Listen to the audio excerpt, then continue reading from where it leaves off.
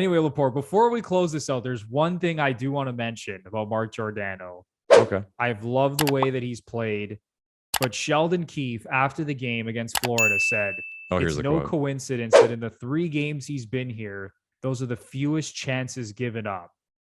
He also said he loves the way that everything is slotted now defensively.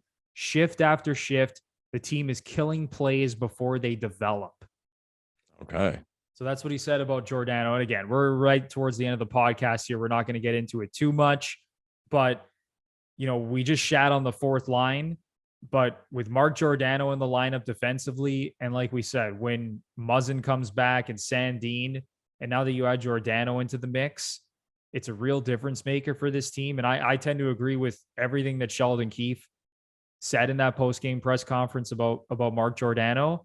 And I'm very excited to see how this decor is going to look when it's fully healthy. Yeah. I mean, as Leafs fans, it's kind of hard. I'm going to laugh while I say it. It's hard to be like glass half full guy sometimes. But if you do try to take positives from every game, that Montreal game had a lot of bad. But if you step back for a second, we let up less than 20 shots on goal.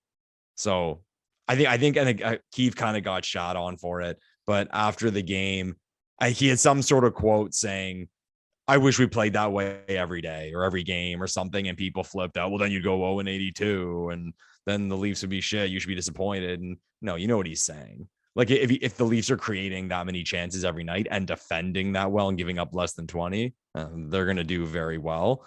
And yeah, like I said, just trying to find something positive out of it. And again, if you think about it, those 3 games with Giordano, the win against New Jersey, holding Montreal under 20 shots, and then the win against one of the better teams in the league. And like we said, their shots were in the mid to low 20s before pulling the goalie with 5 minutes left. So good sign so far anyway. Yeah, I thought the Leafs played pretty darn well against Florida when you consider all the factors and everything we just talked about with the fourth line and Justin Hall and things like that. I thought it was a great game. I thought their top players didn't do much of all on the Panthers. And again, we can talk about this on the next podcast leading into the playoffs. We've already talked about this. The Florida Panthers, you get them into a 7-game series against a team that knows how to defend and a team that can score timely goals and has good offensive players like the Leafs. I think it's a really nice matchup, Lepore.